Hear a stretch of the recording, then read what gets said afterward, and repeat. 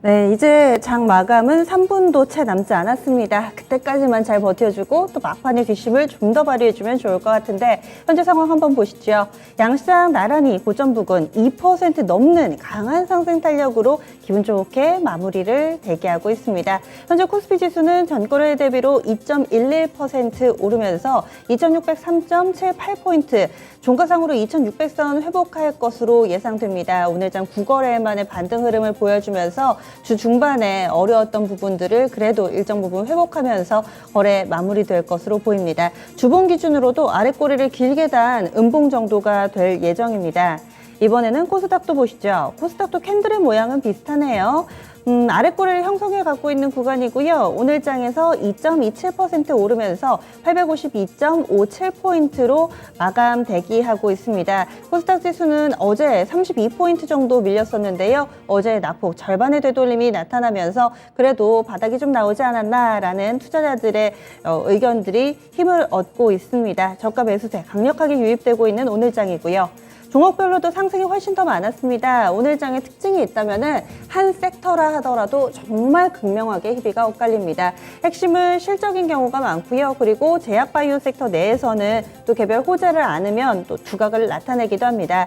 대표적으로 HLB가 있습니다. 리보세라닙, 이것이 효과가 있다 없다 상당히 좀 부침이 있었던 약이기는 한데요. 글로벌 3상에서 효능이 입증이 됐고 이에 따라서 미국의 FDA 승인이 임박했다라는 소식에 HLB자 붙는 그룹 주들은 모두 다 급등입니다. HLB 생명과학이 상한가고요. HLB 제약과 그냥 HLB 글로벌까지 20% 안팎의 급등세를 보여주면서 제약 바이오가 화려하게 부활을 하나 이런 기대를 안겼습니다. 그리고 SK 바이오사이언스라든지 제약 바이오 sek터 내에서 이 분위기에 함께 동조하는 흐름을 나타내는 종목도 상당히 많았었죠. 반면에 셀트리온 그룹주들을 보시면은 또 먹구름이 짙게 드리워져 있습니다. 셀트리온은 오늘 6% 정도 하락하면서 거래 마칠 준비하고 있고요. 실적이 안 좋았습니다.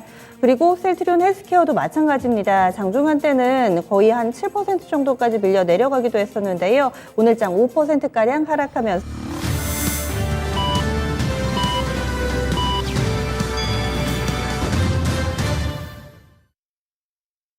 수고 많이 하셨습니다. 5월 13일 금요일장까지 마감되면서 한 주의 거래 모두 끝마쳤습니다. 주 초반, 중반만 하더라도 정말 많이들 힘드셨을 텐데 그래도 오늘장 이렇게 반등 움직임 뚜렷하게 나타나면서 주말은 조금은 마음 편히 보내실 수 있지 않을까라는 기대를 하게 하고요. 지금 미국의 야간 선물이나 아시아 증시 전반으로 괜찮아가지고 그래서 더 기분이 좋은 오후 흐름입니다. 먼저 일본 증시부터 보시죠. 일본 증시 니케이 225 지수도 반등세 뚜렷했습니다. 우리가 코스피 지수 2600선 회복한 것처럼 니케이도 26000선 라인이 회복이 됐습니다. 2.64%의 강한 급반등이었고요. 26,427.65엔대 거래 마감이 됐습니다. 일본 증시 이렇게 마쳤고요. 다음은 중국 넘어가 보겠습니다. 중국 증시도 플러스권입니다. 워낙에 일본하고 우리나라가 많이 빠져서 반등도 이쪽 중심으로 나왔고요. 중국 증시는 근래 들어서 상해종합 기준으로 3000선 부근 왔다 갔다인데 오늘도 3000선 정도입니다. 현재 전고래일 대비 0.8% 오르면서 3080포인트 부근이고요. 장중 내내 플러스권이 유지되고 있습니다. 우리나라나 일본 증시와 차이가 있다면은 우리는 점점 가면 갈수록 강해지는 흐름이었는데 중국 증시는 그런 건 없이 장중에 박스권 형성하고 플러스권이 유지되는 정도입니다. 심천 쪽은 보시면 0.5% 정도 현재 상승권 유지되고 있습니다. 미국의 야간 선물도 한번 보겠습니다. 요즘 들어서 국내 증시 연동이 많이 되고 또 미치는 영향이 크죠. 현재 나스닥 야간 선물 기준으로는 1% 넘는 오름세를 보여주면서 오늘 밤 미증시에 대한 기대감이 있습니다. 미증시도 과연 바닥을 좀 잡아줄 수 있을지 요즘 직접 투자하시는 분들도 많아가지고요. 이쪽까지 좀 챙겨봤고요. 전체적으로 글로벌 증시 저가 매수라는 한 단어로 또 설명이 가능합니다. 뚜렷한 호재를 안았다기보다는 가격이 호재죠. 그래서 저가 매수세가 대체적으로는 유입되면서 이렇게 반등 분위기 뚜렷하게 나타났습니다. 환율 쪽도 마찬가지입니다. 다시금 안전자산 선호 심리가 약간 한풀 꺾이는 모습을 보여주면서 천정부지로 치솟던 원달러 환율도 살짝 꺾였습니다. 오늘 종가 확인해 보시면은 전거래일 대비로 4원 40전 밀렸습니다. 그래서 1284원 20전에 거래 마쳤는데요. 1,300원까지 가는 것은 시간 문제다라는 의견들 상당히 많았었죠. 오늘 아침만 하더라도 1,290원대를 상회하는 흐름이었는데 약간 주춤해졌습니다. 이런 분위기 역시도. 그래서 1,280원대 중반에서 거래 마무리됐습니다. 그러면요, 국내 증시 마감 정리해 보겠습니다. 시황센터 다녀옵니다. 양시장이 강한 상승으로 거래를 마쳤습니다. 연저점까지 밀려 내려갔던 지수가 반등하는 모습이었는데요. 오늘은 대형주 중심으로도 상승 탄력이 높았고 기관의 매수세가 지수를 지탱해주는 모습이었습니다. 먼저 코스피 지수 마감가부터 체크해 보겠습니다. 네, 오늘 코스피 지수는 단숨에 좀 2,600선까지 회복하는 흐름을 보여줬는데요. 2% 정도의 반등이 나오게 되면서 종가는 2,604포인트였습니다. 거래 대금은 10조 원을 상회했습니다. 다음으로 분봉 차트 체크해 보겠습니다. 네, 오늘은 상승하면서 그대로 상승폭이 커지는 하루였고요. 2%대 오름세까지 막힘없이 올라가는 모습의 차트가 형성됐습니다. 2,570선 정도에서 출발을 시작해서 2,600선까지도 상회하는 흐름을 만들어냈습니다. 다음으로 수급 살펴보시죠. 네, 오늘 수급에서는 기관 쪽을 주목해 보시면요. 금융투자를 중심으로 매수세가 유입됐고 8,567억 원 사자세를 기록했습니다. 외국인 역시나 605억 원 정도의 사자세를 터치하는 흐름이었고요. 반면 개인은 이 매도 기회로 좀 활용을 했습니다. 9천억 원 넘는 매도 물량이 빠져나왔습니다. 다음으로 업종별 등락입니다. 네, 전반적으로 봤을 때 오늘 지수가 좋다 보니까 대체적으로 업종도 상승하는 흐름이었고요. 그 가운데서는 기계 섹터가 3%대로 가장 크게 상승하는 흐름을 기록했습니다. 그리고 전기전자 섹터도 2.7% 오름세를 기록하는 흐름이었는데 이쪽으로 대형주들의 반등, 특히 반도체 쪽의 반등이 눈에 띄었습니다. 네, 화학 섹터도 2차 전지 종목들의 상승세로 2.6% 상승 흐름을 기록했고요. 제조업과 건설업도 2% 이상의 상승 탄력을 보여줬습니다. 반면에 하락했던 섹터들도 체크해 보겠습니다. 네, 많지는 않았고요. 하락했던 업종들 두 가지 업종이었는데 바로 종이목재 섹터와 의약품 섹터였습니다. 나란히 0.4% 내림세로 마무리가 된 가운데 종이목재 섹터에서는 모나리자 같은 경우 매각설 하루 만에 반락을 조금 심하게 내려가게 되면서 하락하는 흐름이었고요. 의약품 섹터에서는 오늘 셀트리온 그룹주들이 좋지 못했는데 대형 바이오주의 하락 영향을 받았습니다. 넘어가서 시총 상위 종목들입니다.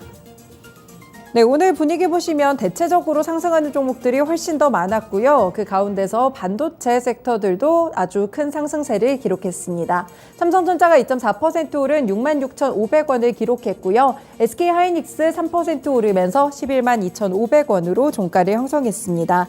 외국인의 매수세와 기관의 매수세가 동반 유입이 되면서 이렇게 반도체 종목들이 다시 한번 반등세를 기록했고요.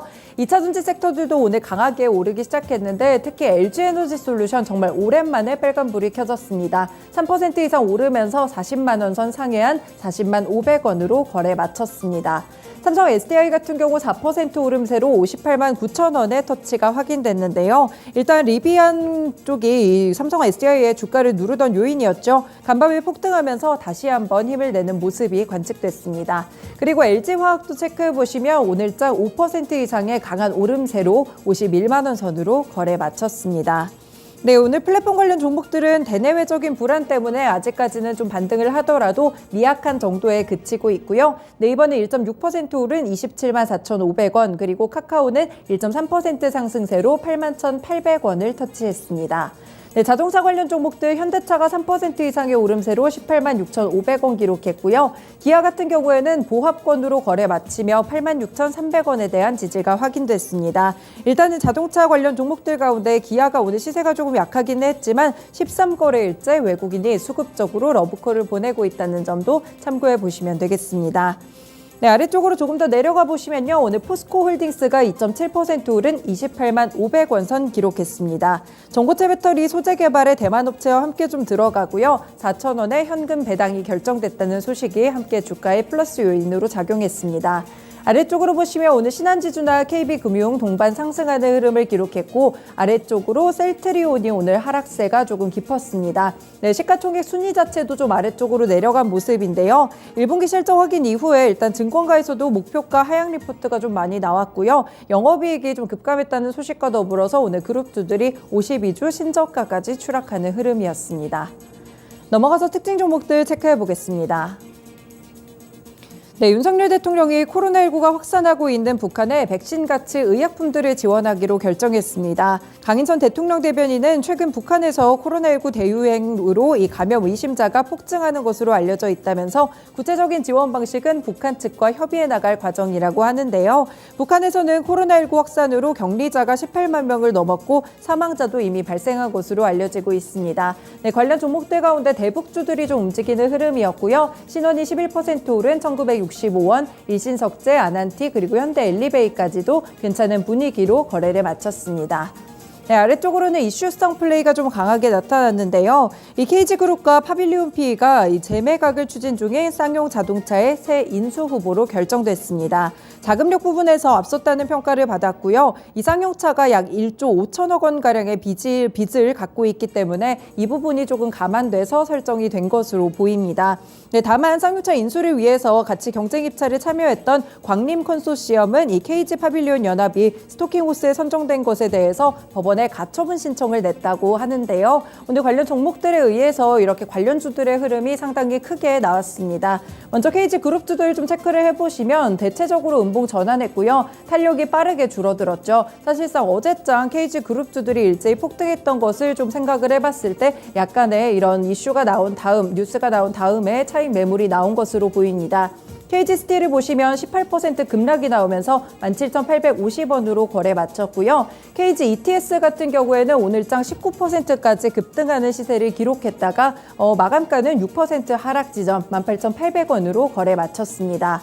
네, 아래쪽으로 보시면 쌍방울 그룹주들입니다. 광림 컨소시엄 이쪽으로 좀 살펴보시면 될 것 같은데요. 광림 같은 경우 18%대 급락이 나오면서 2,000원 선 형성했고요. 쌍방울도 6% 하락했습니다. 그 외 IOK나 비비안 같은 경우에도 시세가 시장 대비 약한 흐름을 기록했는데 비비안만이 강보합권 2,330원으로 거래 마칩니다. 넘어가서 코스닥 지수 체크해 보겠습니다. 네, 오늘 코스닥 지수 역시나 분위기 좋았고요. 2.3% 오르면서 853포인트로 거래 마쳤습니다. 분봉 차트도 확인해 보시죠. 네, 오늘 코스닥 시장 상승 탄력이 높아지면서 2%대 오름세까지 막힘없이 올라가는 모습의 차트가 형성됐고요. 결국에는 일 고점 부근에서 마무리 지으며 850선까지도 다시 한번 회복했습니다. 넘어가서 수급 살펴보겠습니다.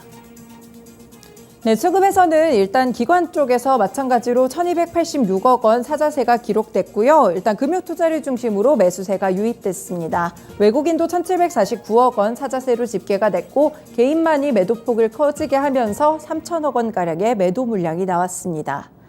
넘어가서 시총 상위 종목들입니다. 네, 대체적으로 코스닥 지수에서 이 상위 종목들 상승불이 상당히 높게 관측되는 흐름이었는데요. 약세 흐름을 보였던 종목들은 바로 셀트리온 그룹주입니다. 이 1분기 실적에 대한 부분들이 약세로 조금 확인이 되면서 이런 부분들이 일단은 셀트리온 헬스케어를 4%가량 끌어내렸고요. 54,700원으로 거래 마칩니다.